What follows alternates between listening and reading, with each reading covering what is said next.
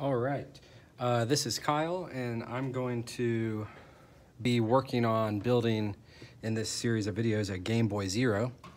I got my case in. I ordered this just online. I went with the white Game Boy case. This is the classic dot matrix screen, and you can see I've already done some experimentation with where I want to put my two new buttons. I'll show how I did that in a separate video.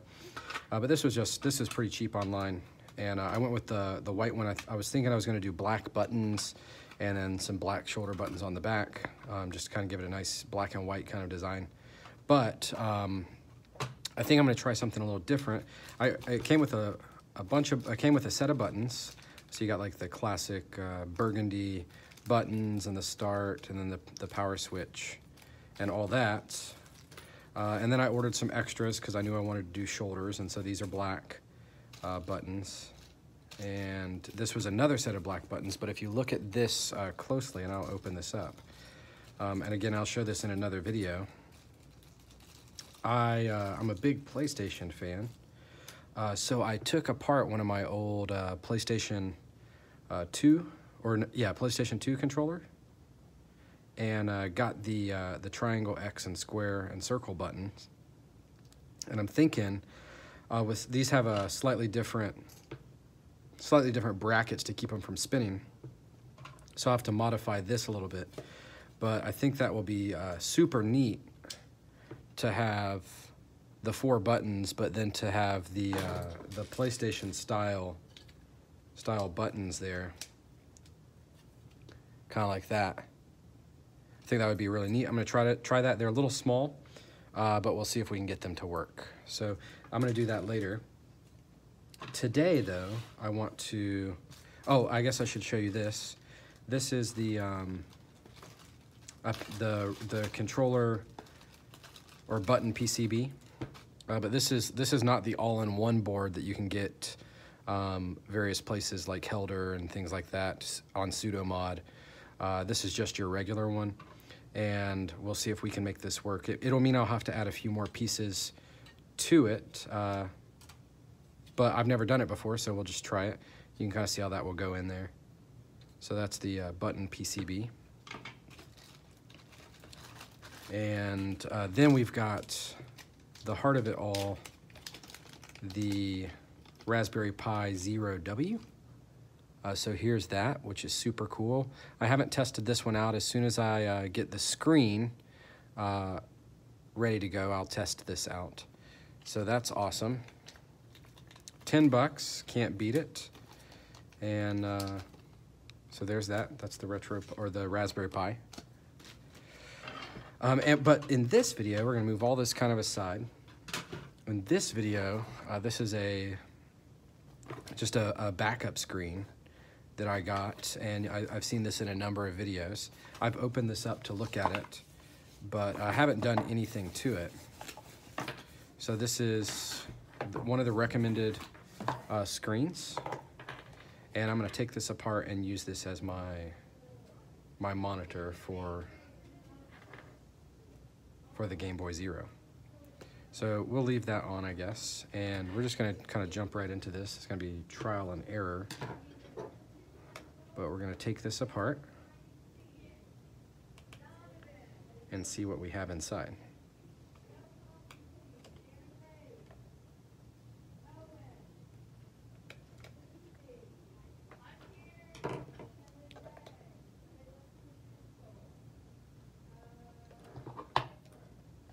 All right.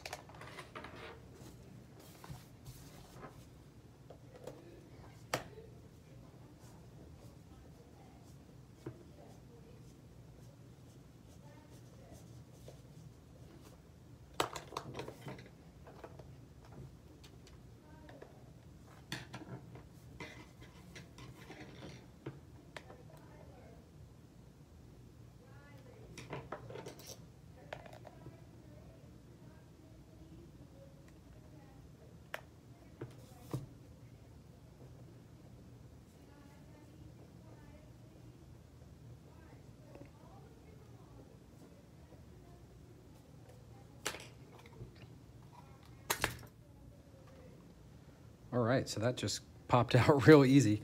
Those screws didn't come out entirely, but the screen came undone. And I'm gonna have to cut this cord here. There we go. Okay, so we'll get rid of that. And here's the board. And what we're gonna do is just very carefully detach this. Well, maybe we'll do that later. All right, so here we go. We are going to get rid of this guy.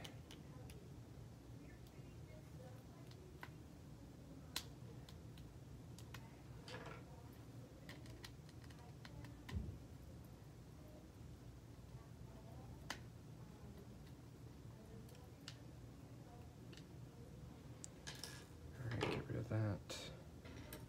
Save these screws just in case we need them later. But that looks like a good board. I'll have to take a look at it and compare it to some of the other ones. And we may have to do some modifications to make it 5 volts. And I'm just gonna have to research that. I don't know a whole lot about that.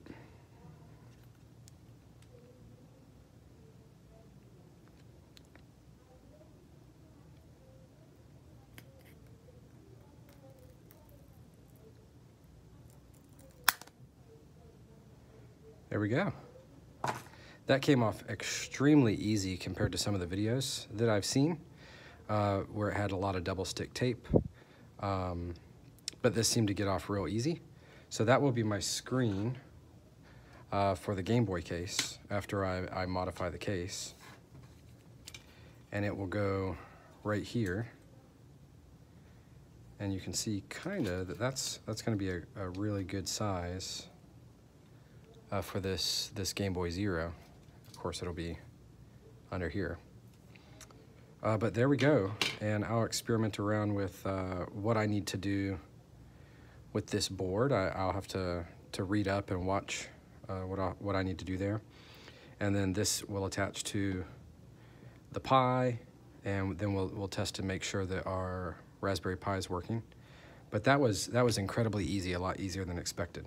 So if you're watching this, here's this. I got this, just ordered this off of Amazon, and you want the 3.5, and I'll include, once I edit the video, this is a live stream, so once I edit the video, I'll include the link to where I bought this.